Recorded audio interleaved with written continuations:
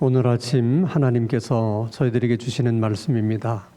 우리 신약 성경 사도행전 7장 54절에서 60절까지의 말씀입니다. 신약 성경 199면 사도행전 7장 54절에서 60절까지의 말씀을 제가 봉독합니다. 하나님의 말씀을 경청하시기 바랍니다. 그들이 이 말을 듣고 마음에 찔려 그를 향하여 이를 갈거늘 스데반이 성령 충만하여 하늘을 우러러 주목하여 하나님의 영광과 및 예수께서 하나님 우편에 서신 것을 보고 말하되 보라 하늘이 열리고 인자가 하나님 우편에 서신 것을 보노라 한데 그들이 큰 소리를 지르며 귀를 막고 일제히 그에게 달려들어 성 밖으로 내치고 돌로 칠세 증인들이 옷을 벗어 사울이라 하는 청년의 발 앞에 두니라. 그들이 돌로 스데반을 치니 스데반이 부르짖어 이르되 주 예수여 내 영혼을 받으시옵소서 하고 무릎을 꿇고 크게 불러 이르되 주여 이 죄를 그들에게 돌리지 마옵소서. 이 말을 하고 자니라. 아멘. 우리들이 신앙생활을 하면서 가장 많이 오해하게 되는 문제 중에 하나는 마음의 문제와 능력의 문제를 혼돈한다는 것입니다. 이것은 마음의 문제인데 능력의 문제라고 생각한다든지 또 이것은 능력의 문제인데 이것을 마음의 문제라고 생각한다든지 이렇게 오해하는 경우들이 많다는 것입니다. 예를 들어서 어떤 유명한 아파트 건설 회사가 신축 아파트를 이제 건설하고 34평형의 아파트를 7억에 분양한다 하는 광고를 냈습니다. 지하철역과도 가깝고 다 남향이고 또 한강을 바라볼 수 있는 또 조망권도 가지고 있었기 때문에 이제 많은 사람들이 그 아파트에 대해서 호감을 갖습니다. 그중 A라는 사람은 그러지 않아도 집이 필요했었는데 광고를 보니까 너무 마음에 드는 거예요. 그래서 이 아파트를 꼭 사고 싶습니다. 그런데 그분의 통장에는 1억밖에는 없는 것입니다. 그러면 그 A라는 사람에게 있어서 그 신축 아파트는 마음의 문제가 아니고 그 능력의 문제인 거예요. 능력이 부족하기 때문에 다른 사람의 도움을 받아야만 그 아파트를 살 수가 있는 것입니다. 자, 그런데 B라는 사람은 자기가 살고 있는 아파트도 한 채 있고 또 남에게 빌려준 아파트도 한 채가 있습니다. 이렇게 아파트를 두 채나 가지고 있기 때문에 어느 아파트 건설 회사에서 아파트를 새로 신축했느니 또 하지 않았느니에 관심이 없는 분이에요. 그렇지만은 이분의 통장에는 20억이 있습니다. 그래서 이 아파트에 대해서는 B라는 분의 입장에서는 마음의 문제입니다. 그 아파트를 사겠다는 마음만 있으면 얼마든지 그 아파트를 살 수가 있는 거예요. 이렇게 여러분 마음의 문제와 능력의 문제라는 것은 다른 문제입니다. 그러면 여러분 자녀 교육은 마음의 문제라고 생각하십니까? 능력의 문제라고 생각하십니까? 대부분 부모님들은 마음의 문제라고 생각해요. 아니 내 자식을 내가 잘 키우겠다고 하는 의지가 있느냐 없느냐의 문제지 내가 자식들을 잘 키우겠다는 의지만 있다면 우린들 신사임당처럼 자녀들을 못 키울 이유가 뭐가 있느냐. 근데 실제로 아이들을 키워보면 그렇지 않다는 것을 대부분의 사람들이 동의합니다.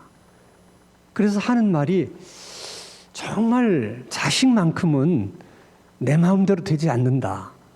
그런 이야기들을 많이 하세요. 왜 그런 줄 아십니까? 자녀 교육은 마음의 문제가 아니고 능력의 문제이기 때문에 그렇습니다. 그래서 때로는 교육 전문가의 도움을 받아야 되고 무엇보다도 하나님의 도움을 많이 받아야 돼요. 그래서 여러분들이 이런저런 기도의 제목들을 가지고 많이 기도하겠지만은 그 중에서 자녀들을 위해서 특별히 많이 기도하셔야 됩니다. 자녀 교육은 마음의 문제가 아니고 능력의 문제이기 때문에 여러분들이 정말 하나님께 자녀들을 위해서 많이 기도하면 자녀들을 잘 키울 수가 있어요. 자, 그렇다면 율법을 지키는 것은 마음의 문제이겠습니까? 능력의 문제이겠습니까? 유태인들은 마음의 문제라고 생각했어요. 아니, 하나님께서 율법을 지키라고 주셨는데 우리가 지키겠다고 결심하고 또 지키겠다는 의지가 있으면 얼마든지 율법은 지킬 수 있는 거 아니냐, 이렇게 생각을 한 것입니다. 그러나 사실 율법을 지키는 문제는 마음의 문제가 아니고 능력의 문제예요. 자, 예를 들어서 여러분이 목포에서 제주도를 가려고 하면 방법이 여러 가지가 있습니다. 목포 비행장에서 비행기를 타고 제주도를 가는 방법도 있고, 또 목포 선착장에서 배를 타고 제주도를 가는 방법도 있습니다.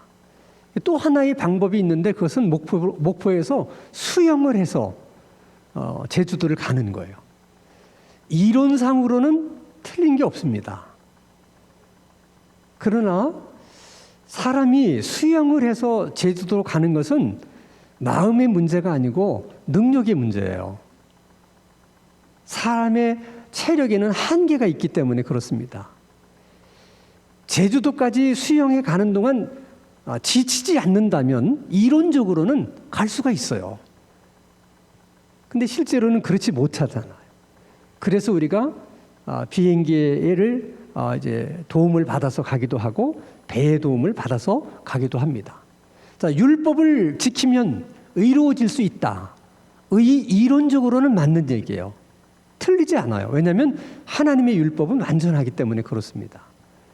그러나 사실 그 율법을 지킬 수 있는 능력이 인간에게 없다는 것이 문제예요. 그러니까 인간이 율법을 지켜서 의로워질 수 있는 능력이 없기 때문에 우리가 예수가 필요한 것이고 예수 믿는 믿음이 필요한 것입니다. 그러니까 스데반 집사가 복음을 전할 때 그 복음 전하는 내용의 핵심이 그런 거예요. 그래서 하나님께서 여러분들에게 구원자로 예수님을 보내주신 것입니다. 여러분을 위해서 그렇게 하신 것입니다. 그 예수님을 믿어야 구원받을 수 있습니다. 그 얘기거든요. 자, 그 이야기를 스데반 집사가 사내들인 공의회 70명 앞에서도 사실 동일한 복음의 내용을 이야기한 것입니다. 스데반의 그 이야기가 다 끝났을 때 사내들인 공의회 70명의 사람들, 그들은 어떤 반응을 보였을까? 참 많이 궁금해요.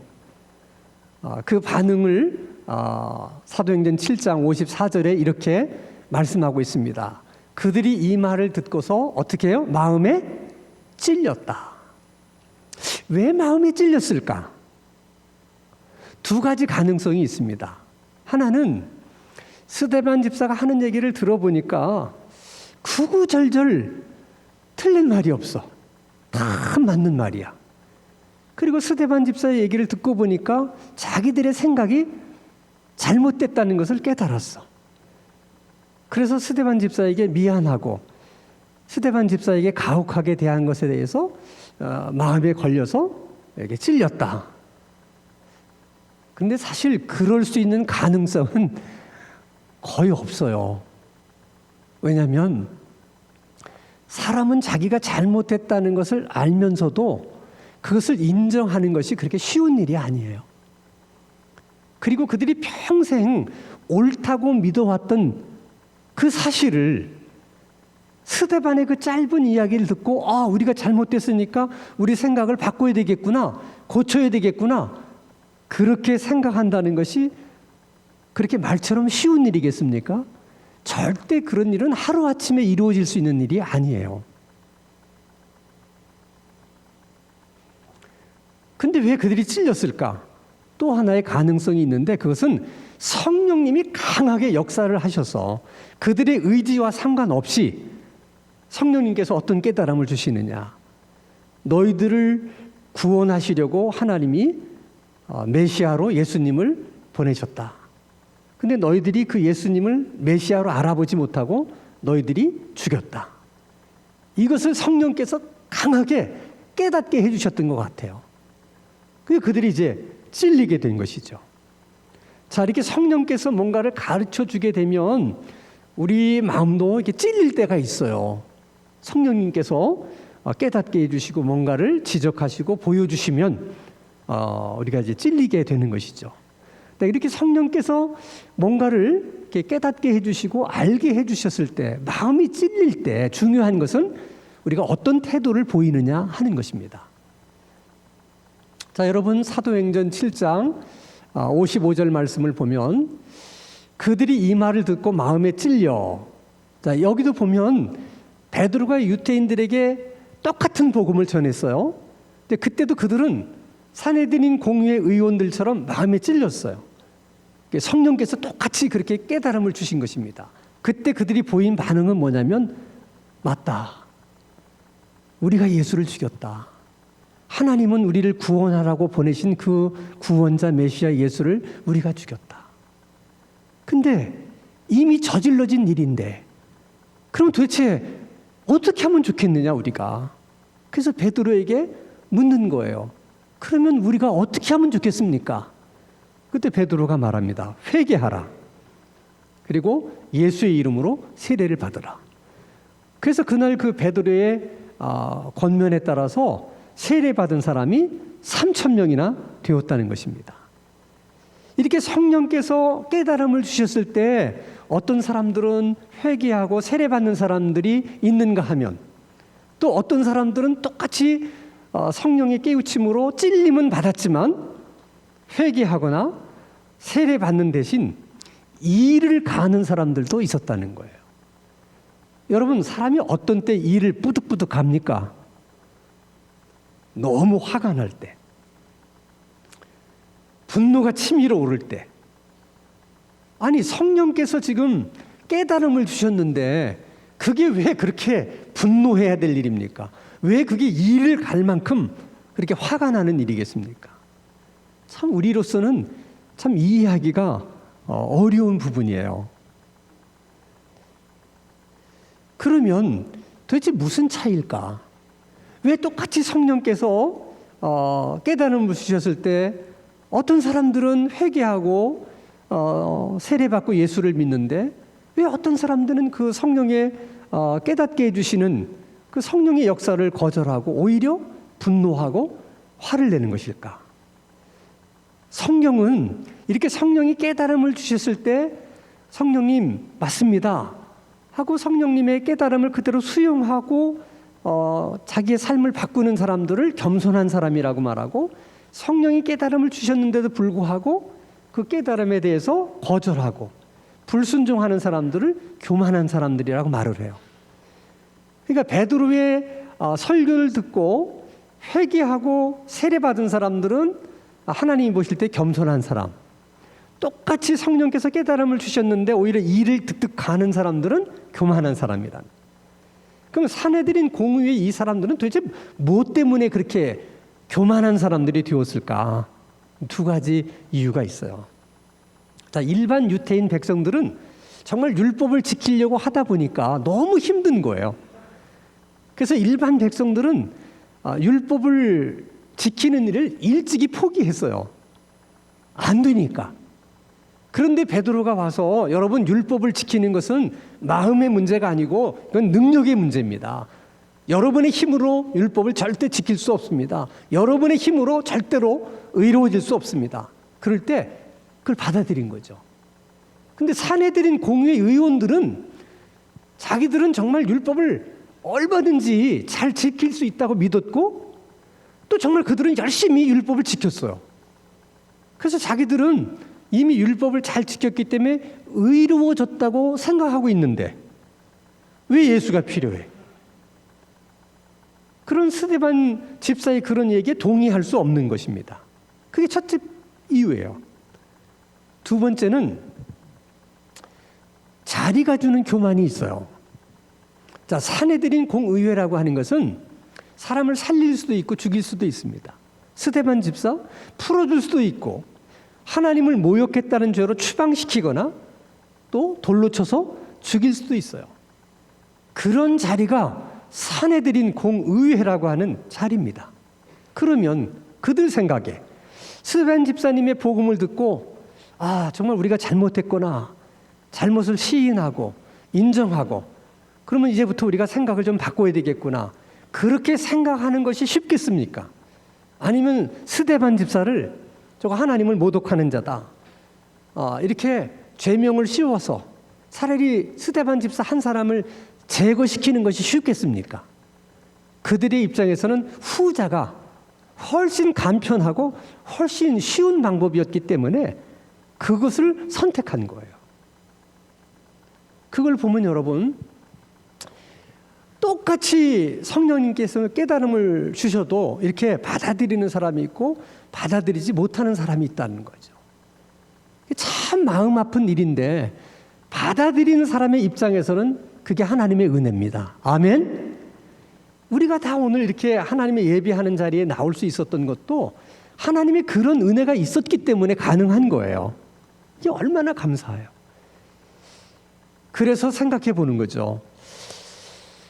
그 사내들인 공의회 의원들이 사내들인 공의회 의원이 아니고 만약 그냥 평범한 유태인이었다면, 그렇게 살았더라면 그들도 회개하고 세례를 받았을 텐데, 예수를 믿었을 텐데, 그들이 사내들인 공의회 의원이었기 때문에 그걸 못했구나. 그 아쉬움이 남잖아요. 그래서 예수님께서 가룟 유다에 대해서 이렇게 하신 말씀이 있어요. 너는 차라리 태어나지 않았더라면 더 좋을 뻔했다. 여러분, 예수님의 12제자가 된다는 게 보통 일입니까? 그처럼 소중하고 귀한 일이 어디 있겠어요?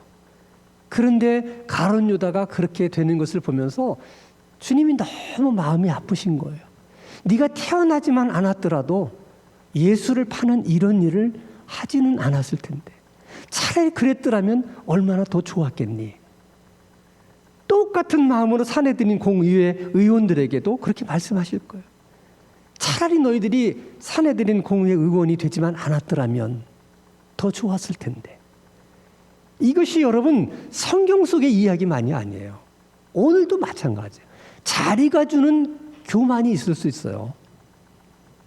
여러분, 목사님들은 늘 성도들을 향해서 설교를 하고 성경 공부를 가르치고 신앙을 지도하는 입장이기 때문에 잘못하면 자신이 마치 모든 교인들보다 가장 믿음이 좋은 사람이라고 착각할 수 있어요.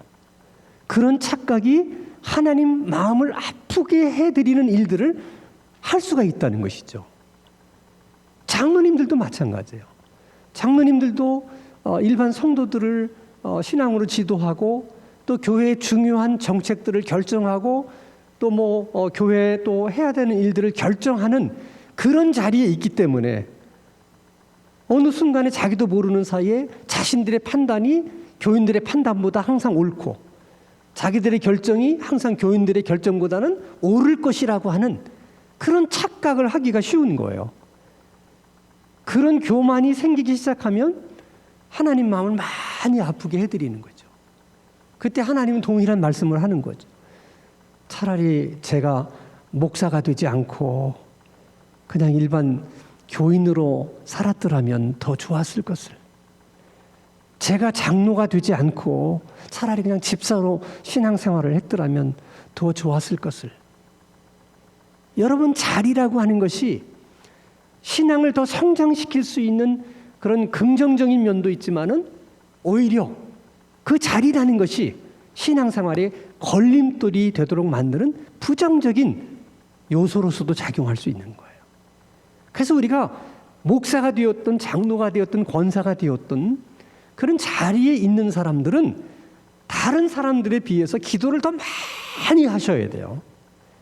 그렇지 않으면 그 자리가 오히려 하나님 마음 아프게 하는 일을 골라서 하는 사람 되기 쉽고 자기 신앙에 오히려 부정적인 쪽으로 작용할 가능성들이 많다는 거예요. 그러니까 오늘 장로로 권사로 집사로 피택되신 분들은 한편으로 축하하면서도 기도 많이 하셔야 됩니다. 그렇지 않으면 사내들인 공의회 의원들처럼 될 수 있다는 거예요. 자, 여러분 70명이 다 이 일을 갈면서 스데반을 향해서 대들게 될 때 스데반의 입장, 마음은 어떻겠습니까? 사방을 둘러봐도 다 증오에 찬 대적자들 뿐이지 아무도 자기를 지지해주거나 변호해주거나 자기를 막아줄 사람은 한 사람도 없는 거예요. 그래서 스데반 집사가 하늘을 쳐다봅니다. 왜 하늘을 쳐다봤겠어요? 뭐 두 가지 가능성이 있어요. 정말 도와줄 사람은 어디를 봐도 없기 때문에 하늘을 바라보면서 주님, 저를 도와줄 수 있는 분은 주님밖에 없고 저를 이해해 주실 수 있는 분은 주님밖에 없습니다. 그래서 제가 주님을 바라봅니다. 주님, 저를 도와주세요. 그런 심정으로 이 하늘을 쳐다볼 수 있죠. 또 하나의 가능성은 성령께서 스데반 집사에게 강한 그런 마음, 하늘을 쳐다보라, 그런 마음을 주셔서 그 두려움 속에서도 그 성령의 그런 강한 역사가 있었기 때문에 하늘을 쳐다보았을 가능성이 있어요. 근데 전자보다는 후자일 가능성이 훨씬 많습니다. 왜냐하면 우리 사도행전 7장 55절 말씀을 보면 스데반이 성령이 충만하여 하늘을 우러러 보았다. 이게 하늘을 쳐다보았는데 그 앞에 성령이 충만해서 하는 말을 굳이 하는 말이 어디 있겠습니까? 그것은 하늘을 쳐다보게 된 것이 성령께서 그렇게 하신 일이다. 그것을 암시하는 거예요. 그래서 쳐다보니까 하늘이 열리면서 영광 중에 계신 하나님이 보이고 그 옆에 주님께서 서 계시는 것이 보였습니다. 자, 이 부분도 우리가 두 가지 해석이 다 가능해요. 스데반 집사가 얼굴을 들어 하늘을 쳐다보는 순간 하늘이 열리면서 영광 중에 계신 하나님과 그 옆에 서 계신 예수님이 보였을 수도 있고요. 아니면 하늘이 열리면서 영광 중에 계신 하나님이 나타나고 그 옆에 서 계신 예수님이 나타나셨는데 스데반 집사는 그걸 모르고 계속해서 고개를 떨구고 두려워하고 있었기 때문에 성령께서 고개를 들어서 하늘을 바라보라. 그래서 영광 중에 계신 하나님, 그 우편에 서 계신 예수님을 바라볼 수 있게 하신 것이 아닐까, 그런 것이죠. 어쨌든 스데반의 입장에서는 생각지 않은 일이 벌어진 것입니다. 그러면 왜 그 타임에 영광 중인 하나님과 그 옆에 서 계신 예수님이 이렇게 하늘문을 여시고 스데반에게 나타나신 것일까? 왜 그런 모습을 스데반에게 보여주신 것일까? 뭐 다 짐작할 수 있잖아요. 위로하시기 위해서, 격려하시기 위해서, 두려워하는 스데반에게 용기를 주기 위해서. 이런 걸 보면 정말 너무나 감격스러운 거예요. 도대체 인간이 뭔데, 아무리 스데반이 뭐 복음을 열심히 전한다고는 하긴 하지만은 그도 인간일 뿐인데, 그런 인간을 위해서 하나님께서 일부러 하늘문을 여시고 그렇게 자기 자신을 보여주실 정말 그럴 이유가 뭐가 있을까? 제3자인 우리가 생각해도 정말 이건 너무 과하다, 이런 생각이 드는데 스데반 집사님의 입장에서는 어떻겠습니까? 더 말할 것도 없는 거죠. 그 감동과 감격을 어떻게 표현할 수 있겠습니까? 그래서 자기도 모르게 스데반 집사의 입에서 나오는 말, 흘러나오는 말이 이런 말이었어요. 사도행전 7장 56절 보니까 말하되 보라, 하늘이 열리고 인자가 하나님 우편에 서신 것을 보노라. 이거는 지금 사내들인 공의회 사람들에게 일부러 그렇게 말하고 싶어서 말한 게 아니고 그 감동 속에서 자신도 모르게 그렇게 고백하게 된 거예요. 우리가 궁금한 것은 지금 사내들인 공의회 앞에 스데반이 서 있는 거잖아요. 그러니까 사내들이 공의회 의원들과 스데반은 같은 시간에 같은 장소에 있었어요. 근데 하늘문이 열리고 영광 중에 계신 하나님, 그 옆에 서 계신 예수님을 스데반 집사는 봤습니다. 사내들인 공의회 의원들은 봤을까요? 못 봤을까요? 못 봤을 가능성이 많아요. 왜냐하면 사도행전 7장 57절 58절을 보면 스데반 집사가 하는 말을 듣고 그들이 큰 소리를 지르며 귀를 막고 일제히 그에게 달려들어 성 밖으로 내치고 돌로 칠세, 증인들이 옷을 벗어 사울이라고 하는 청년의 발 앞에 두니라. 저런 걸 보면 안 본 게 분명해. 그들이 정말 영광 중에 계신 하나님을 보고 그 옆에 서 계신 예수님을 보았다면 저렇게 할 수 있겠습니까? 못하는 거죠. 그걸 보면 여러분, 같은 시간 같은 장소에 있었지만 누구는 볼 수 있었고 누구는 보지 못했다는 거예요. 이게 여러분 하나님의 은혜예요. 같은 장소에 같은 시간에 있다고 해서 누구나 다 들을 수 있는 것이 아니라 누구나 다 볼 수 있는 것이 아니라는 것입니다.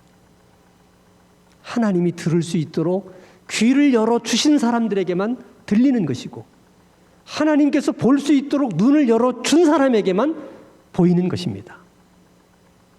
저는 우리 신당 중앙교회에서 신앙생활하는 여러분들에게 항상 하나님께서 들을 수 있는 말씀은 들을 수 있도록 귀를 열어주시고 꼭 여러분이 봐야 될 것은 볼 수 있도록 여러분들의 눈을 열어주시는 하나님의 은혜가 있게 되기를 주님의 이름으로 축원합니다.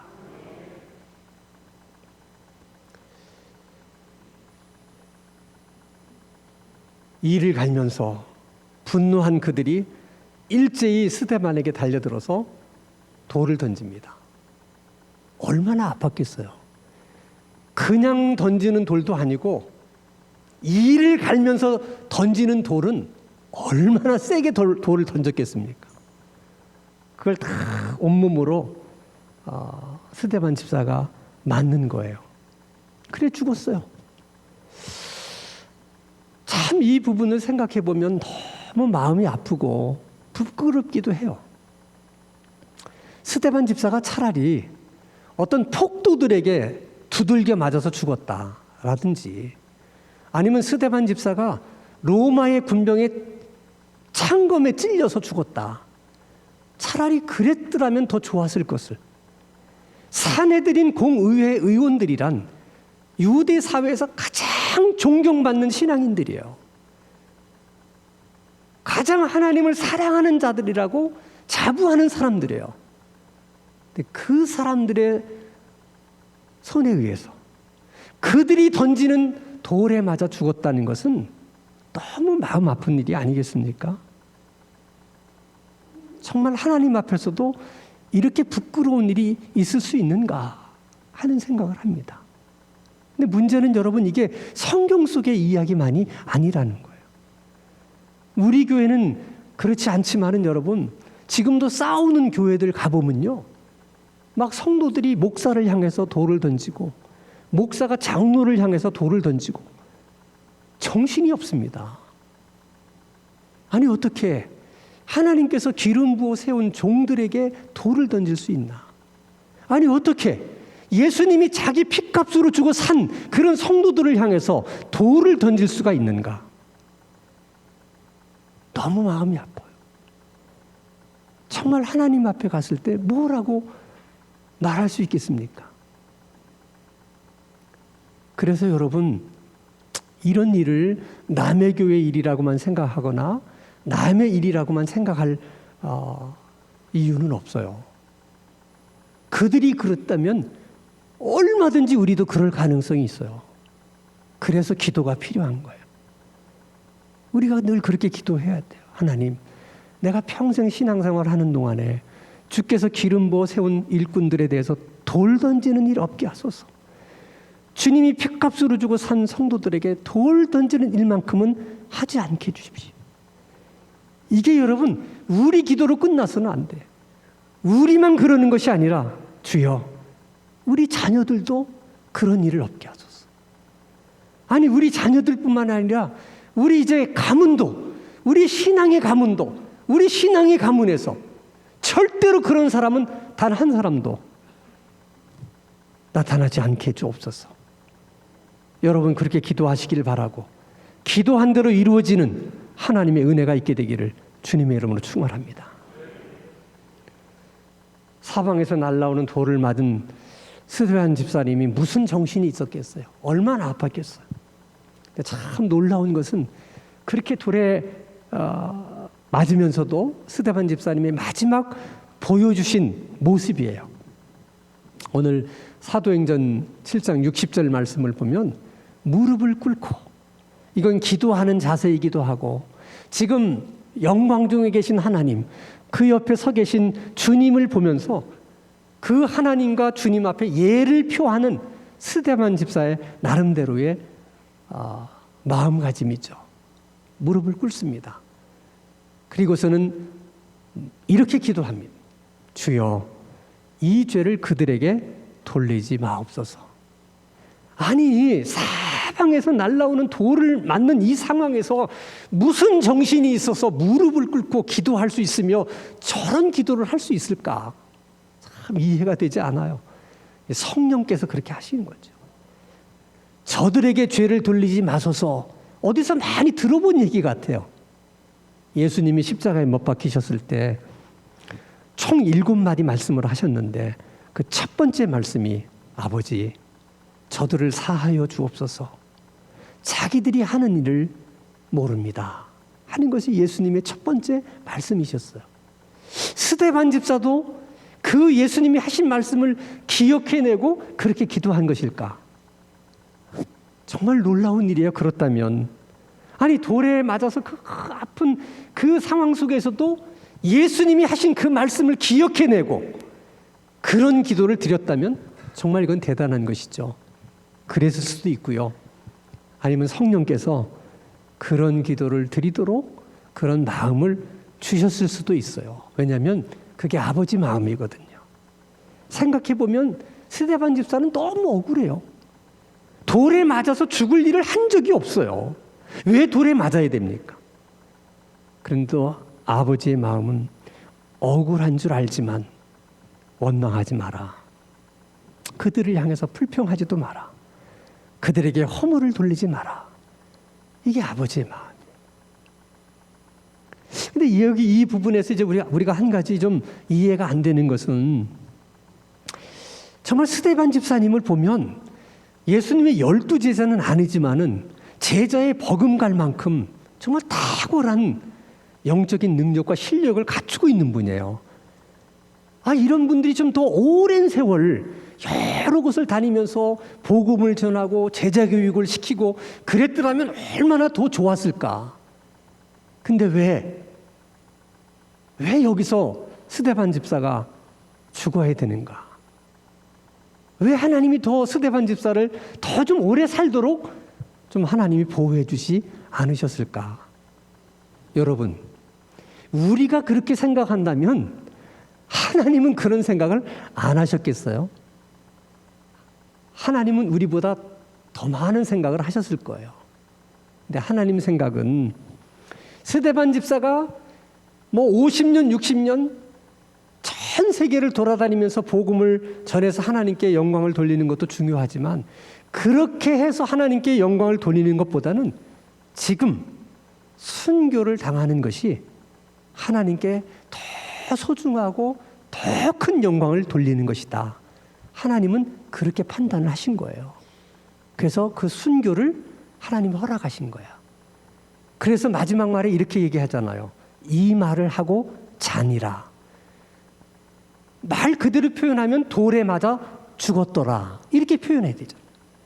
근데 하나님이 의도적으로 이 말을 하고 자니라 이렇게 말씀하신 것은, 너희들이 분명 돌로 스데반을 죽였지만 그러나 그것은 하나님께서 허락하신 일이라는 거예요.